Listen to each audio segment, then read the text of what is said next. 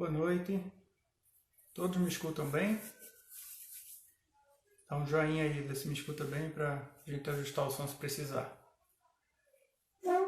Bom, mais uma vez bem-vindos. Essa é a Conexão Presença. Mais uma oportunidade de a gente conversar. Meu nome é Rodrigo Alencar, para quem não me conhece, sou engenheiro de pesca, gerente de produtos de aquicultura, responsável pela linha da Aqua da Presença.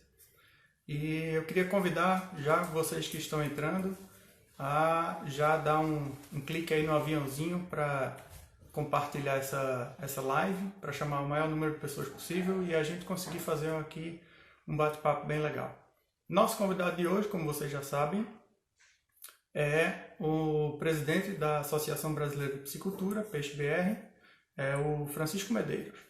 Então, eu já vi aqui que ele entrou, já vou chamá-lo aqui, mas antes eu gostaria de fazer alguns combinados aqui com vocês.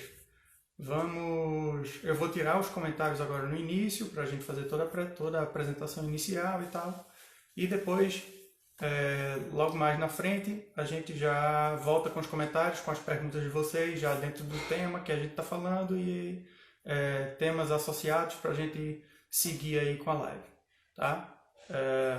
Então, deixa eu só chamar aqui.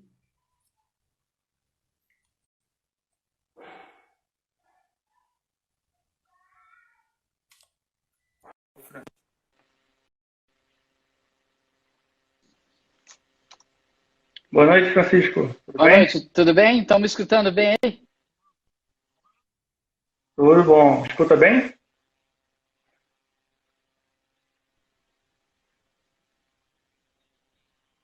Alô?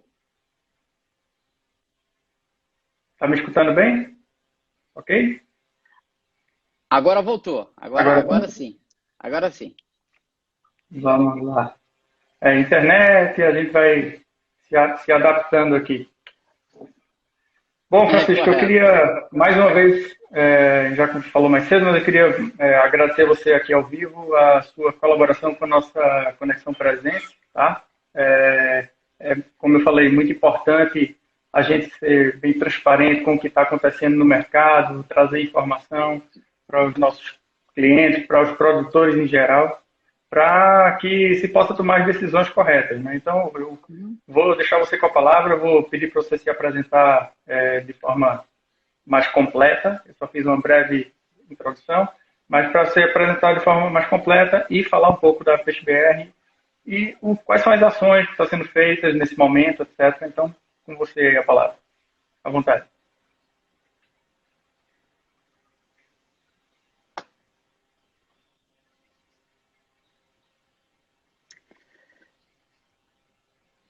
Tivemos um problema de conexão, não te escutei no final. Opa, então vamos lá. Eu Agora, disse que tá. gostaria. É que eu acho que está com um delay, mas tudo bem, vamos seguindo dessa forma.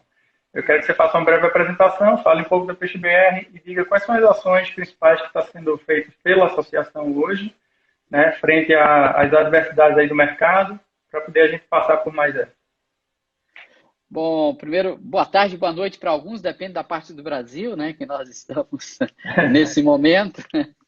Bom, a PeixeBR, creio que a maioria já tem um conhecimento.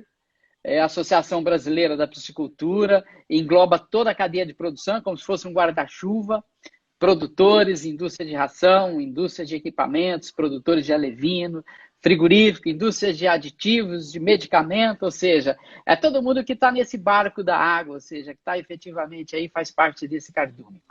A gente trabalha com alguns propósitos bem firmes, bem fixos.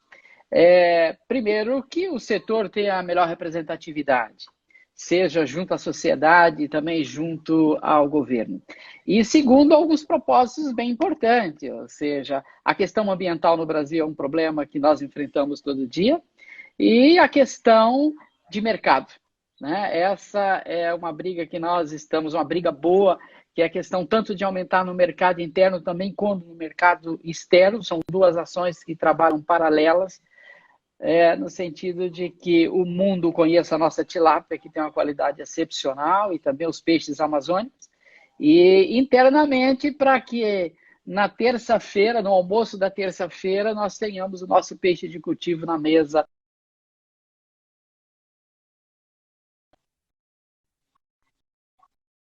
Tido nesses últimos anos boas vitórias, principalmente pela participação de todos. Perfeito, Francisco. Bom, como eu já comecei a falar, nessa Páscoa agora a gente teve alguns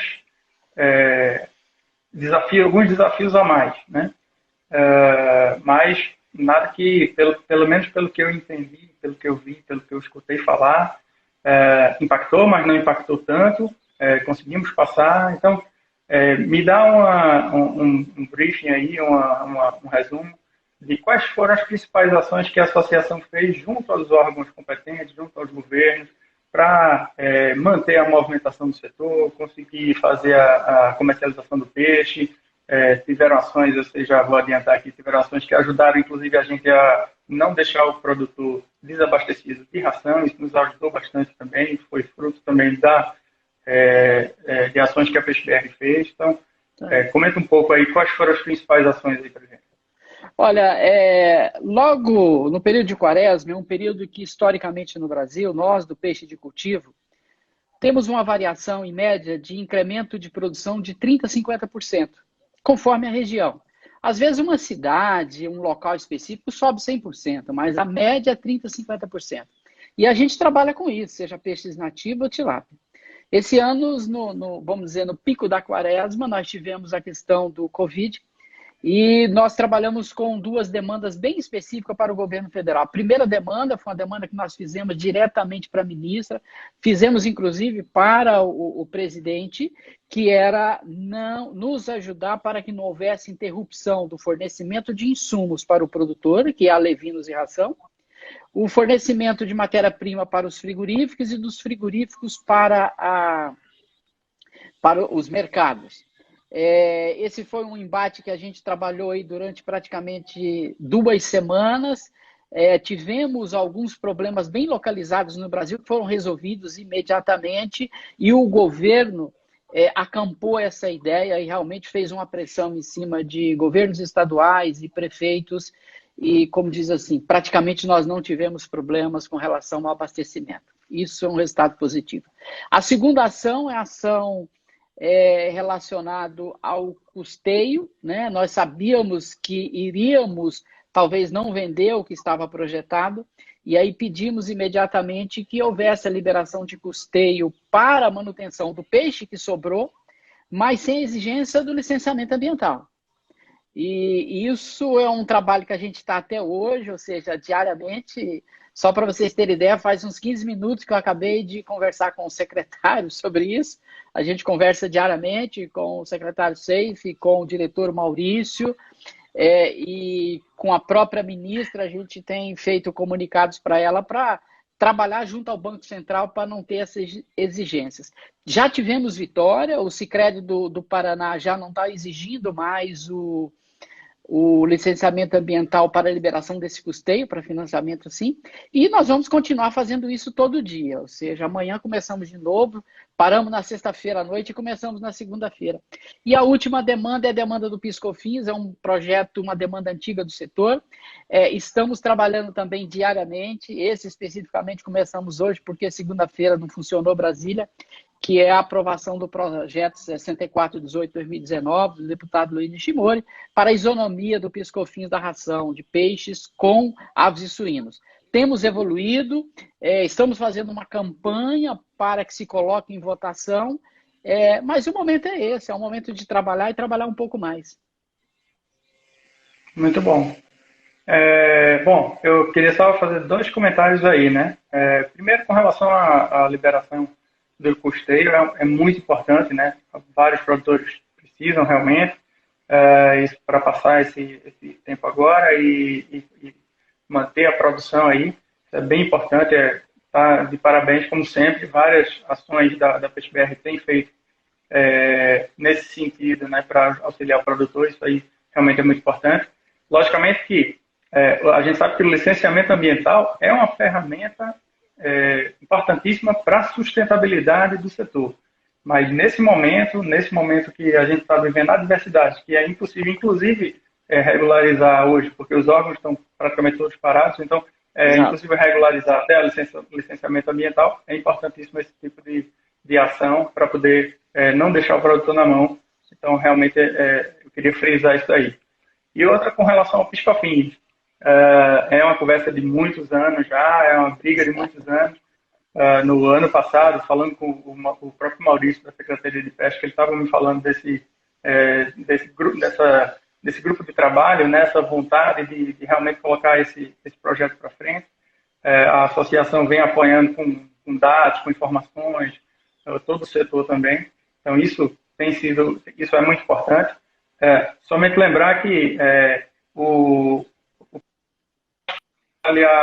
se for zerar, equivale a 9%. Né? Não vai ser todo o impacto na ração. Porque, enfim, não dá para repassar tudo, porque acaba entrando como custo matéria-prima para a produção, então a gente não consegue repassar tudo, porque a gente não consegue se creditar de ICMS.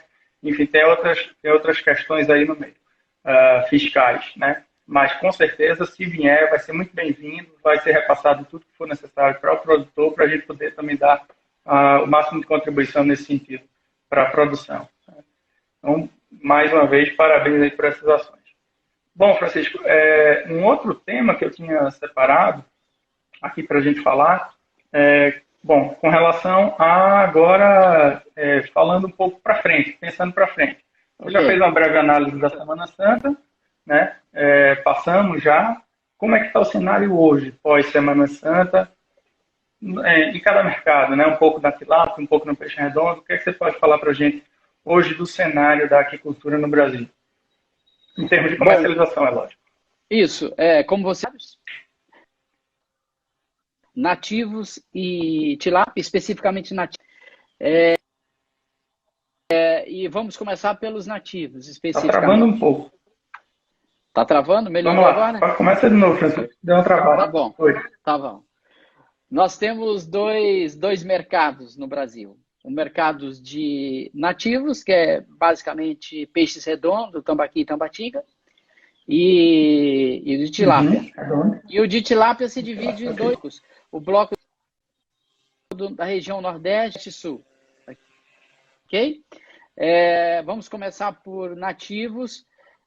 Como o ciclo do nativo é um ciclo longo, é um ciclo de 12 a 15 meses, o produtor se preparou na quaresma do ano passado para vender peixe nessa quaresma. E com a entrada do Covid, principalmente os estados produtores, quem comanda é Mato Grosso e Rondônia, e vende para Amazonas e Pará, ou seja, grande deslocamento.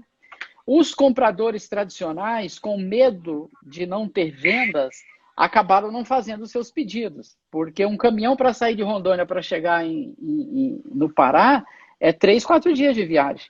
Tá? Então, assim, o mercado. Nós tínhamos ainda uma questão de venda nas feiras que acabou sendo solucionada. Então, sobrou peixe. Tá? Sobrou peixe, isso o produtor vai ter que vender nos próximos dias.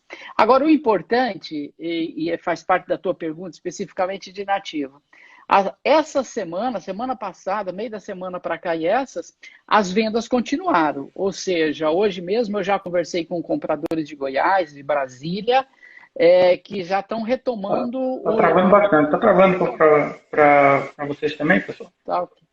Não? Está em pausa. Vamos, deixa eu... Francisco, eu posso...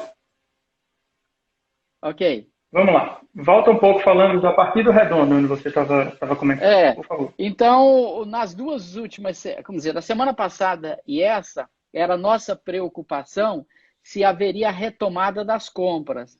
Essas retomadas aconteceram, ou seja...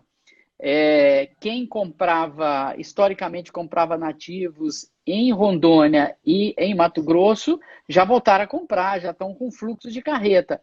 Para você ter uma ideia, um peixe importante que é produzido em Rondônia e no Mato Grosso, que é o pintado, já está em falta. Você entendeu? porque a demanda continuou. Entendi. Então, nós acreditamos numa manutenção da comercialização dos peixes nativos, nos mesmos índices que nós tínhamos nos meses tradicionais, que não eram de quaresma. Tá? A gente acredita que o consumo vai ser mantido. Tá? Por um detalhe muito Ok. simples. Exatamente. No centro-oeste e no norte, a gente tem um mercado bem diferente de outras regiões. É um consumo muito maior, não tem muita sazonalidade do consumo. Mas uma questão que eu escutei levantando em conversas e tudo, foi a questão da logística mesmo. Na logística da entrega desse peixe para o consumidor. Se iria ser afetada ou não pela situação atual, e como é que. Então, eu queria saber como é que está hoje. Na tua sensibilidade, pelo que você vem conversando com o Brasil inteiro, como está? Ó, o principal comprador de Manaus é um comprador que compra Roraima, Rondônia, tá? Ele teve uma redução de 20%, tá ok?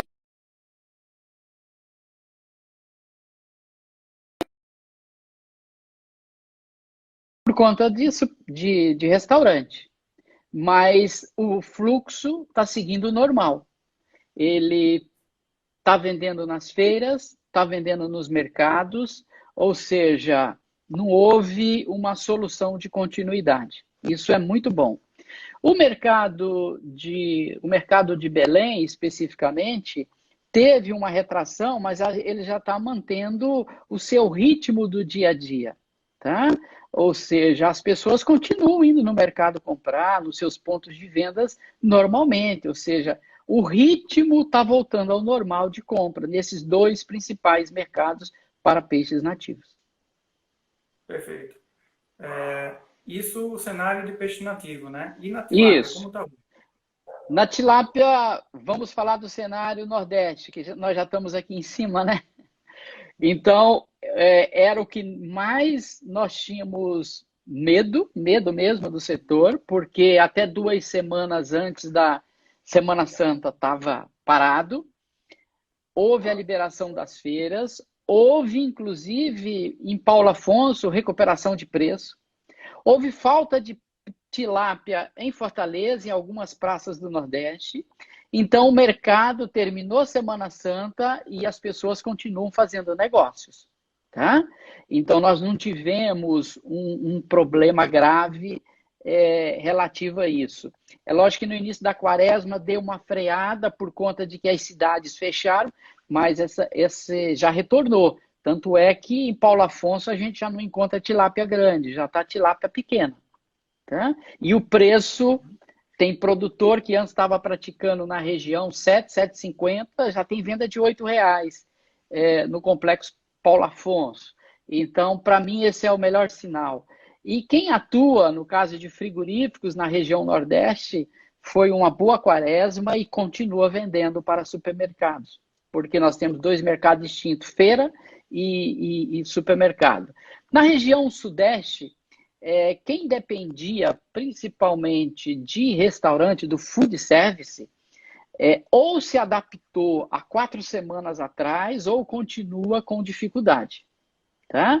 O que nós observamos é um detalhe extremamente interessante. Antes do Covid, há um mês atrás, nós não tínhamos a demanda, a procura por tilápia era maior do que a oferta de tilápia no mercado.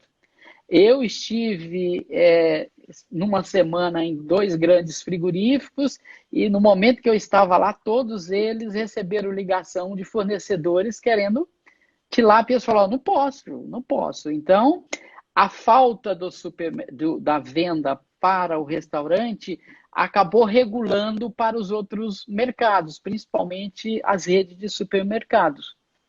Então, o que nós observamos nessas 2 últimas semanas, a dúvida era o seguinte, olha, nós não vamos ter na Semana Santa uma venda expressiva, mas vamos continuar vendendo. Tanto é que os frigoríficos não reduziram, eles apenas tiraram os funcionários de risco, 60 anos, doenças, que não podiam trabalhar, mas continuaram trabalhando full. E aí a gente observa, vamos dizer, o mercado de Minas, a região de Morada Nova, que vendia peixe inteiro, vendeu tudo. Quem teve redução foram os frigoríficos, que vendiam principalmente para restaurante. Aí esses sentiram muito, porque é uma produção significativa. Então, quem vendia para outros mercados continuou vendendo. Nas 2 últimas semanas, o mercado, inclusive a semana passada, na maioria dos mercados, teve venda muito expressiva por conta de recuperação de estoque. E essa semana as vendas continuaram normais, principalmente para as redes de supermercado, tá? Inclusive estou vendo aqui um comentário, Morada Nova está sem peixe, vendeu peixe, entendeu? Então esse é o cenário da região sudeste. Quem se adaptou para ir para outros mercados continua vendendo, o mercado está aquecido, não tem peixe grande, tá? No Paraná, o que nós observamos? Os mercados, os frigoríficos pequenos que trabalhavam com restaurante estão sentindo muito, muito mesmo.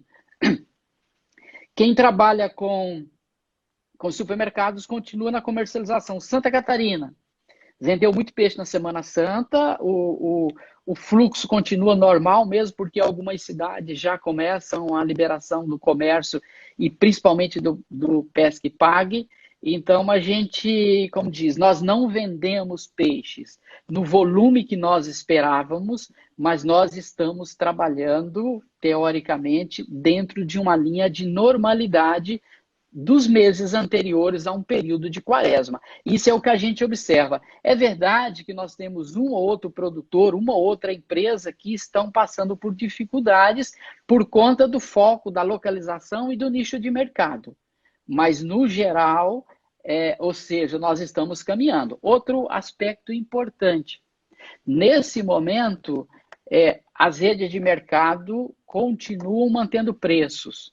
Tá? Isso é muito importante para o consumidor manter a memória de preço e continuar levando. Outro aspecto importante, os levantamentos iniciais que nós tivemos até agora no mercado de São Paulo, houve um aumento do valor do ticket médio para o peixe. Ok? Então, ele está consumindo mais peixe do que ele consumia anteriormente. Isso é uma boa sinalização, tá? Então, na sua opinião, logicamente, vai ser necessário uma adaptação do produtor à nova realidade do mercado. Né? Em vez de vender o peixe inteiro, na sua grande maioria, talvez direcionar um pouco para beneficiamento, para poder vender o peixe, vender o filé. E aí eu queria já emendar com outra pergunta que também envolve o mercado. Né? Nós vimos algumas notícias aparecendo no mercado sobre 11 plantas que agora estão aptas a exportar para a Ásia, para a China. Então, isso, na sua visão, como vai mexer com o mercado no futuro? Eu acredito que tenha seu lado benéfico, mas, na tua visão, quais são os parâmetros que vão direcionar o mercado a partir de agora com essa nova realidade? Esse processo da China é mais tipo assim, você agora tem uma licença que você pode comercializar com eles. Porque se falava do mercado da China, um mercado que compra muito, ninguém consegue atender. Não adiantava o tamanho do mercado se nós não tínhamos a liberação para vender para eles. Muitas empresas foram para a China, viram, ficaram animados, conversaram com muito de empresário, mas legalmente não podia vender. Então, nós atuamos no sentido da legalidade do processo. Essa é a primeira fase que tem que acontecer. A segunda fase, ela depende muito do empresário, seja da competitividade dele e dele fazer negócios. Agora, o que vai acontecer, e é o que já está acontecendo, é a comercialização de subprodutos no primeiro momento. Comercialização de escamas, de pele, comercialização de óleo, comercialização de farinha. Esse é por onde nós vamos entrar na China, porque algumas empresas brasileiras já estavam exportando Taiwan, Vietnã, e algum desses produtos nós sabíamos que acabava chegando na China porque nós não podíamos vender direto. O que aconteceu agora é a liberdade de você poder negociar diretamente com os chineses. O que isso vai impactar, nesse primeiro momento, nós não temos como avaliar. Não temos mesmo, porque nós estamos num momento atípico da economia mundial, né? A gente não sabe, tivemos há poucos dias, venda de um barril de petróleo a $1,94. Então, a partir disso aí... Então, por enquanto, é uma perspectiva, é abertura de mercado. Vai depender de uma série de fatores para a gente poder aproveitar isso. Eu acho que envolve também, Francisco, na questão de otimização da produção. O produtor tem que estar atento à otimização da produção para reduzir custo, para ganhar escala, talvez, enfim. Em alguns casos, a gente sabe que é possível fazer isso através de tecnologia.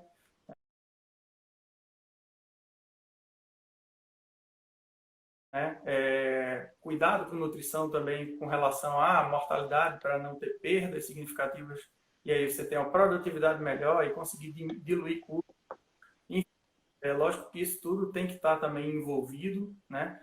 E aí eu queria também partir para algumas perguntas aqui. Teve uma que me chamou a atenção. Aproveitando, bom, eu vou fazer um ponto aqui sobre a pergunta do Olímpio da Irel. Bom, ele falou assim: espero que caiu um pouco o preço, mas espero que em junho, julho o preço reaja, pois o preço da ração subiu essa semana novamente. Realmente eu queria pontuar sobre isso também, a gente aproveitar esse momento também para esclarecer ao produtor algumas questões como essa. A ração tem muitos insumos que são dolarizados. E isso é notório, isso é fato sabido pelo mercado. Principalmente as rações mais maiores. Então, essas matérias-primas são impactadas pelo dólar diretamente. Fora, com esse mercado atípico, muitos frigoríficos pararam. E a gente teve falta, por exemplo, de algumas matérias-primas, como farinha de carne, nos últimos tempos. Então, a gente teve que reduzir inclusão e substituir por outras matérias-primas, garantindo a mesma qualidade do produto final, o mesmo desempenho do animal na fazenda, no tanque. Tá? Então, tudo isso, né, é um cenário muito dinâmico e a gente está sempre atento, dentro das nossas tecnologias de nutrição e de formulação, de fazer os ajustes necessários para impactar o mínimo possível o produtor, tanto com relação a custo como com relação a desempenho. Tá? Só queria aproveitar para dar esse panorama aqui para vocês. Bom, tem gente falando aqui sobre o preço do peixe, realmente, não, em Paulo Afonso não está R$8. Bom, enfim, a gente, logicamente, vai ter várias informações em cada local. Então, claro, alguém vendeu a 8, outro vendeu a 7, outro vendeu a 7,50.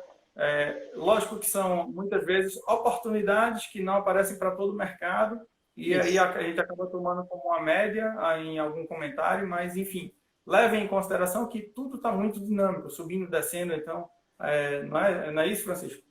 É exatamente isso. Quando eu falei a questão dos R$8 de Paulo Afonso, é lógico que não é preço médio. Teve vendas de R$8, isso efetivamente teve. Provavelmente até uma característica de oportunidade de volume, de tamanho de peixe, mas teve. Nós começamos 2 semanas antes da Semana Santa em Paulo Afonso, numa incógnita se efetivamente a gente ia vender peixe, porque as feiras no Nordeste, no interior, estavam fechadas pelos seus prefeitos. Então, hoje a gente poderia estar num cenário muito ruim em Paulo Afonso, muito ruim mesmo, se as feiras tivessem continuado fechadas. Mas essa é uma sinalização. Quando a gente trata de Brasil, igual eu falei há pouco, nós temos nichos de mercado que sofreram muito. O que sofreu é quem dependia exclusivamente do food, dependia exclusivamente de restaurantes, cozinhas industriais. Esse é o prejudicial. Por isso que nesse momento, como a gente não sabe a retomada do comércio, a gente tem orientado aos associados que imediatamente procure outros parceiros que atuem em outros mercados, porque a gente não sabe o futuro disso aí. Mesmo com a retomada dos restaurantes, essa retomada pode ser lenta, As pessoas estão se acostumando. Eu vou dar um exemplo hoje. Hoje eu fui no banco fazer uma operação, o banco falou, não, você vai para casa, tudo isso aí você faz na internet. O que significa que quando voltar a liberação dos bancos, eu vou deixar de fazer muitas operações no banco. Ou seja, vai haver demissão de funcionários no banco.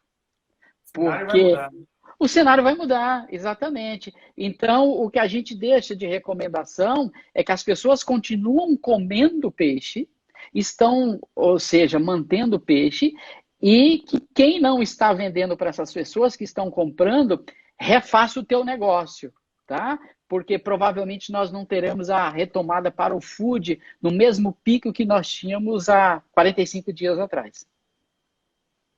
Tá, bom, uma pergunta que apareceu também no nosso Stories, quando nós fizemos a divulgação da live, foi com relação à cooperativa, relação de cooperativas, com produtor, verticalização. Como você acha que vai ficar esse cenário com relação a cooperados? Principalmente no Paraná, a gente tem bastante esse tipo de cenário. Como vai ficar esse tipo de relacionamento entre beneficiamento, produtor, enfim? Olha, esse é um assunto que a gente tem conversado, como diz assim, nos últimos dias, diariamente, tratando sobre ele. E nós da PeixeBR estamos tratando com dados na mão, né? Nós temos uma empresa associada que um dos seus gerentes fez um trabalho assim muito aprofundado com a Fundação Getúlio Vargas em São Paulo, com relação ao mercado de tilápia. Mas tem bastante esse tipo de cenário. Como vai ficar esse tipo de relacionamento entre beneficiamento, produtor, enfim? Olha, esse é um assunto que a gente tem conversado, como diz assim, nos últimos dias, diariamente, tratando sobre ele. E nós da PeixeBR estamos tratando com dados na mão, né? Nós temos uma empresa associada que um dos seus gerentes fez um trabalho assim muito aprofundado com a Fundação Getúlio Vargas em São Paulo, com relação ao mercado de tilápia, mas ele pode se estender para o mercado de nativos. E ele chegou a uma conclusão a partir de estressar todas as fórmulas de economia que os economistas têm. Então, chegamos a 3 estruturas de negócios. Nós temos os integrados, que é o caso das cooperativas, tá? Nós temos os verticalizados, que são aqueles que produzem, tem um frigorífico e vende, independentes. E aí, interessante, seja produtor independente, seja frigorífico independente, seja produtor pequeno, médio e grande, seja frigorífico pequeno, médio e grande, todos eles, a médio e longo prazos, terão perda de competitividade. Isso é fato, ou seja, todos os cenários se levou a isso.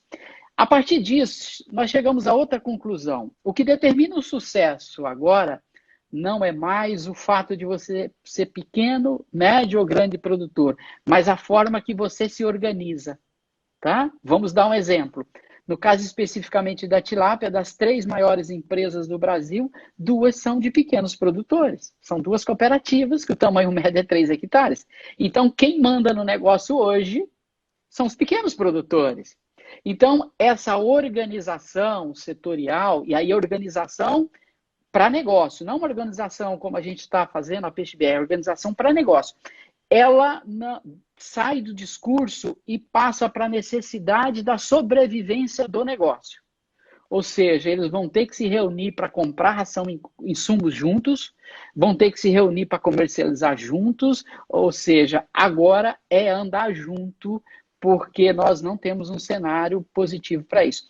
Isso iria acontecer talvez num prazo mais longo. Com essa crise que nós estamos vivendo, crise de uma maneira geral da Covid, que é um momento de discussão, então essa praticamente é a 4ª ou 5ª live que eu estou falando sobre isso, a discussão antecipou. Então, o bom disso é que nós teremos resultados mais rápidos, e isso tem que ser imediatamente, porque senão alguns não vão conseguir. E não é por conta do mercado. O mercado está aquecido, o mercado continua comprando peixe, mas sim pela organização. Isso é fundamental para o nosso negócio, nos agruparmos, seja em cooperativa, em condomínio rural, numa SA, numa limitada, em qualquer forma de se agrupar para produzir. Para o setor, isso é obrigatório a partir de agora.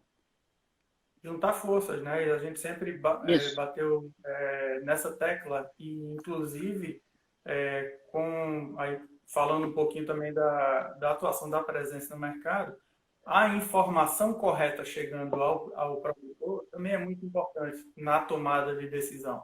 Então, esse canal da Conexão Presença, por exemplo, é para isso. Nós, no passado, fizemos vários vídeos falando de termos de temas técnicos de importância para o produtor e é nossa intenção continuar estreitar essa relação com o produtor, levar informação pura, discutir com ele muitas vezes soluções para o tipo de negócio que ele tem, onde ele está localizado, porque não existe uma solução única, né? Vai existir quem melhor se adapta dentro do mercado que você está inserido. Então, Isso. seja pela exportação, seja para venda para frigorífico, seja a venda para o peixe inteiro, quem vai dizer é o mercado que ele está inserido, a região onde ele está, quais são as oportunidades que existem. Então, é muito importante ter não só a confluência de produtores juntos procurando a mesma solução, mas também ter a informação correta para poder direcionar essa informação. E essa é a nossa intenção como empresa também, de levar a informação ao produtor. Eu acho que isso é muito importante. Francisco, mais uma pergunta aqui. Já estamos lá para cima um pouco a pergunta, mas eu vou colocar Tá. agora. O pessoal está participando muito, está muito legal, tem muita pergunta aqui. Mas Bacana. eu vou tentar incluir todas no máximo do tempo que a gente tem para poder atender todo mundo. Eu queria que você falasse um pouquinho do Panga. Qual é a sua visão de mercado de futuro para o Panga? Olha, o Panga, a primeira demanda que nós temos que enfrentar, eu vou antecipar um pouquinho, é a questão relacionada ao ambiente de segurança jurídica. Tá? Isso já está sendo feito, nós temos um movimento, inclusive, da associação, na Panga, ABC Panga, nesse sentido. Final de ano deu uma paradinha e eu acho que nós temos que intensificar essa discussão. Nós precisamos criar um cenário de segurança jurídica para o Panga. Primeiro aspecto. Segundo aspecto, eu acredito que a partir do momento que nós tenhamos segurança jurídica, esse peixe ele deve ocupar muito espaço na nossa piscicultura, bastante, tá? O ano passado, no segundo semestre, já no final do ano, eu fiz uma visita pelo estado do Maranhão, andei bastante com um associado nosso, exatamente para visitar e fiquei surpreso que praticamente a maioria das propriedades criavam panga. E eu visitei também os pontos de comércio, sejam restaurantes, bares e supermercados. Comercializavam panga e uma aceitação natural. Tá? Então, eu não vejo restrição por parte do consumidor brasileiro com relação a esse produto. Agora, será um produto que tem que entrar com preço. Tá? Ele atende bem ao perfil do consumidor do Nordeste, parte do consumidor do Norte, e quando ele vier principalmente para o Sudeste, ele deve impactar bastante o nosso negócio. Impactar, quando eu falo assim, de maneira positiva. Tá? Eu creio que ele não compete com a tilápia, tá? Ele pode, em alguns pontos, competir com alguns peixes nativos, principalmente o pintado seria a competição direta, mas eu creio que deve crescer sim. O crescimento em 2019 foi muito significativo pelos dados da PeixeBR, no caso especificamente do Panga. Depois da tilápia foi o peixe que mais cresceu no Brasil. E eu acredito um cenário de 3 a 5 anos para consolidação e a gente termos uma definição de como que será a taxa de crescimento nos próximos. É um peixe que veio para ficar. Ótimo, muito bom. Mais um aqui que eu achei bem importante, você dar uma palavrinha sobre o licenciamento do Lago de Itaipu. Como é que está essa questão? Sai esse ano? O pessoal está querendo saber. É, essa é uma pergunta que a gente tem que fazer para o presidente Bolsonaro e para o secretário Jorge Seife, né? Porque nós, do setor da piscicultura, especificamente da PeixeBR, nós subsidiamos o secretário e o presidente Bolsonaro com relação às informações e a importância disso para os nossos negócios. E hoje essa é uma discussão mais diplomática do que técnica. Tá? É porque envolve o país. Envolve Brasil-Paraguai. Hoje mesmo eu vi o presidente falando sobre negociações com o Paraguai. É isso que depende, né? Hoje nós dependemos do presidente no sentido de evoluir as negociações com o governo do Paraguai. Mas eu acredito que num curto espaço de tempos nós tenhamos essa liberação. Isso eu tenho certeza. Não é algo que fique indefinido como ficou nos últimos 15, 20 anos sobre o que criar, como fazer.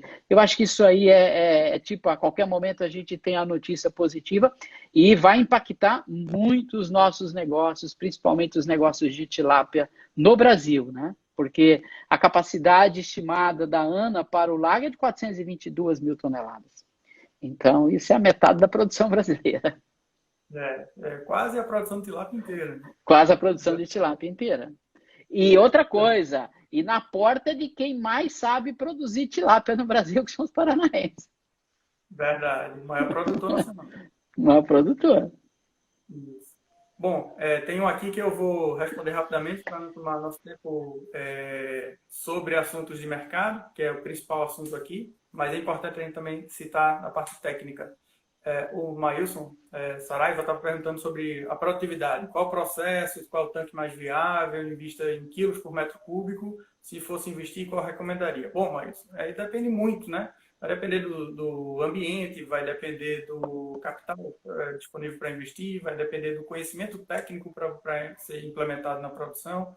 Então, isso é uma pergunta bem ampla, mas com certeza a gente, tendo a necessidade de informações técnicas mais acuradas, o time da Presença vai conseguir dar um apoio para você aí. É só entrar em contato com o pessoal. Com certeza a gente vai poder te apoiar nesse sentido.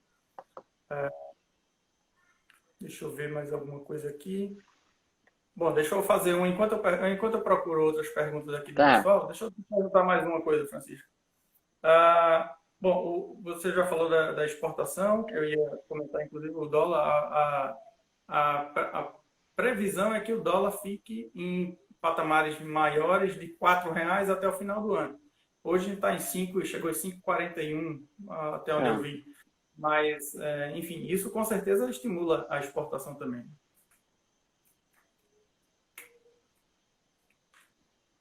Deixa eu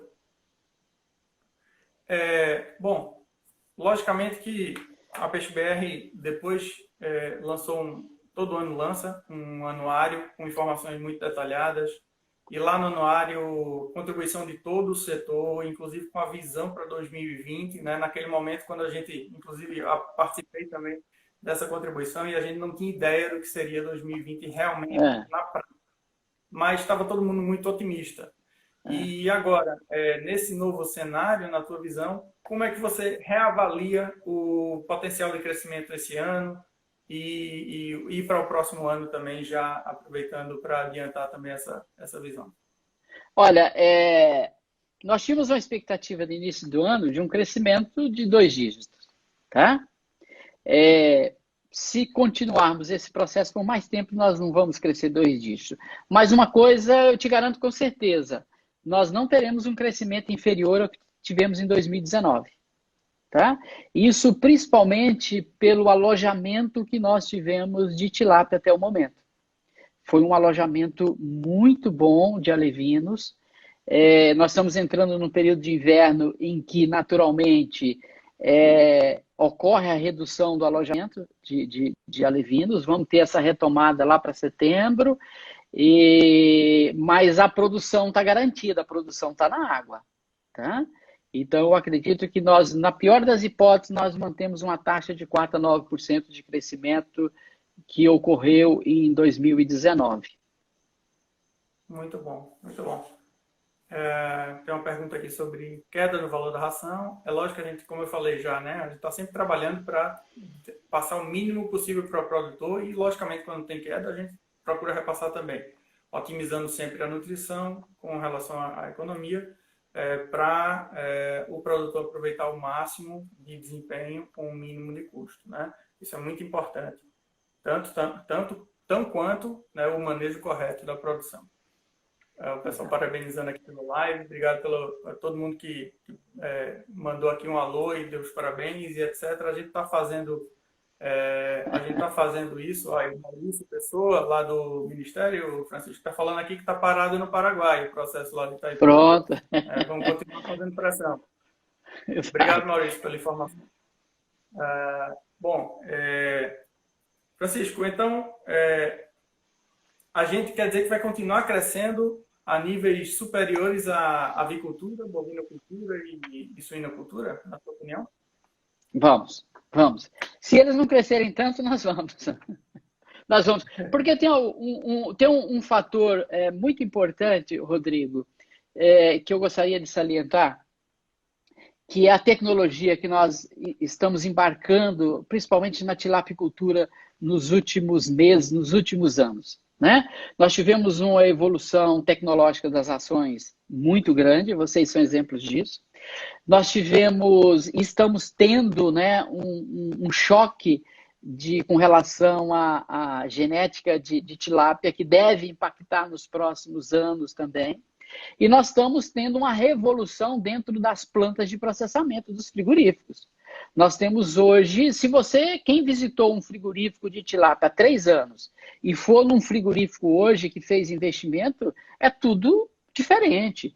Nós já temos indústria nacional fazendo semi-automatização de processamento de tilápia. Nós temos aí promessas no segundo semestre de lançamentos de equipamentos já totalmente automatizados de filetagem e outros equipamentos que melhoram a competitividade do nosso produto. Então, o que eu coloco principalmente nesse momento é que uma das saídas para o setor, seja onde você estiver, da produção de alevino até no processamento, é tecnologia. Tá? O agro brasileiro, em todos os segmentos, apesar do custo do Brasil, da dificuldade do Brasil, ele é líder em quase tudo por conta de tecnologia. Então, agora é usar a tecnologia, a melhor que existe no mundo, para que a gente continue, vamos dizer, como fazemos nas outras atividades do agronegócio, e isso será, sim, incorporado à piscicultura brasileira. Perfeito. Bom, uma última pergunta aqui para a gente finalizar a live, eu liberar o Francisco e já agradecendo essa participação, foi espetacular, muita informação para os nossos seguidores. Cadê? O Ian Lucas está perguntando como você vê a oportunidade de trabalho para zootecnistas recém-formados no mercado, frente aí a esse crescimento todo na piscicultura. Olha, eu vou falar uma fala que eu escutei de um empresário que é um grande empresário do setor, associado da Peixe BR. Eu cheguei na propriedade dele e tinha vários zootecnistas trabalhando. E aí eu perguntei, por que você contrata zootecnistas para a sua piscicultura? Ele falou, Francisco, o zootecnista, ele é formado para trazer resultado para o produtor. E é esse que eu estou precisando aqui. Exatamente. Informação, né, tecnologia tem que andar juntas, né, e o zootecnista tem que estar no mercado, tem que estar disposto a aprender, né, na minha opinião, tem que estar na beira da água, na beira do tanque, olhando o peixe, aprendendo o máximo de informação possível, porque eu sempre digo que a gente sai da universidade pronto para começar a aprender. Então, aproveitem a oportunidade que a piscicultura está crescendo para aprender junto, né, e crescer junto com a atividade. Eu disse que era a última pergunta, mas agora eu não vou poder deixar de fazer essa do ex-ministro Otávio Gregolini. Eu vou ter que fazer isso daqui, se eu deixar passar, ele vai me cobrar. Bom, como você vê a competitividade da tilápia brasileira no mercado internacional? Olha, nós temos dois fatores de competitividade. Primeiro é o fator relacionado à característica organoléptica. Não tem tilápia no mundo mais saborosa do que a nossa. Uma boa tilápia, é verdade. Isso eu falo porque a gente participa das feiras, as feiras internacionais, e a gente experimenta. Quem vai para a feira de qualquer país leva os melhores produtos. E o nosso produto é melhor. Esse é um primeiro aspecto. Segundo, nós temos várias empresas. Já chegamos na escala de dezenas de empresas que sabem trabalhar tilápia, produzir bem tilápia e ser competitiva com tilápia. Nós implantamos no final de 2018, com a ajuda da Embrapa, o drawback da tilápia. Para quem exporta, é desonerado de impostos federais, é um ganho de competitividade importante. E hoje estamos com um projeto na Apex de internacionalização da tilápia no mercado americano. E o dólar veio também para nos ajudar. Então, é o momento da gente ir para o mercado externo. Nós temos as dificuldades normais de competição, mas hoje nós já somos competitivos, sim. Depende muito das empresas. Para você ter ideia, nós tivemos uma queda de 50% nas exportações de tilápia para o mercado americano, porque não tem avião. Nós tivemos cancelamento de exportação de pele de tilápia para o Vietnã, porque não tem container para colocar nos navios. Então, são problemas de logística que acabam nos atrapalhando, mas esse caminho não tem mais volta. Francisco, só tenho a agradecer a tua presença aqui com a gente, né? Foi de grande valia. Conexão Presença sempre está buscando informações de qualidade, como eu falei, e você veio a brindar essa primeira live. Não, eu tenho certeza que foi a escolha certa para a gente dar esse pontapé inicial de primeira live da Conexão Presença. Muito obrigado. As portas sempre estão abertas e você tem convite para voltar a hora que quiser. Eu agradeço a todos, em especial a presença, pelo convite e também pelo apoio que desde o primeiro momento tem dado a PeixeBR em todos os momentos. Então, aqui nosso agradecimento público, porque a PeixeBR é feita de todo o setor. Então, fica aqui o chamamento para que todos se associem à PeixeBR. Divulgue, principalmente, nós estamos com a campanha Coma Mais Peixe. Divulguem a campanha, inclusive vocês estão já nas suas mídias. Vamos comer mais peixe. Com certeza. Francisco, muito um grande obrigado. abraço. Obrigado. Até o próximo. Abraço. Pessoal, eu queria aqui finalizar agradecendo a presença de todos, né? Essa live foi exatamente como eu falei, para trazer informação. Esse é o contexto que a gente tem dentro da Conexão Presença, e a gente sempre busca trazer informação de qualidade, informação técnica, informação de mercado, todo tipo de informação, para auxiliar o produtor na tomada de decisão, como eu falei. Então, a gente está aqui para isso. E nossa conexão não para aqui. Ela continua no dia a dia. Assim, seja pelo celular, seja pelas redes sociais, enfim, a gente quer estar sempre junto. E é nesse sentido que eu me despeço, agradecendo a presença de todos e principalmente pelas perguntas muito produtivas aqui, ajudaram a gente muito na live. A live vai ficar disponível tanto no Instagram quanto no Facebook, e vocês podem rever, encaminhar. Fiquem à vontade, porque esse conteúdo é de vocês. Nós fazemos isso para vocês. Muito obrigado, um grande abraço e voltamos a qualquer momento com uma outra Conexão Presença. Até mais.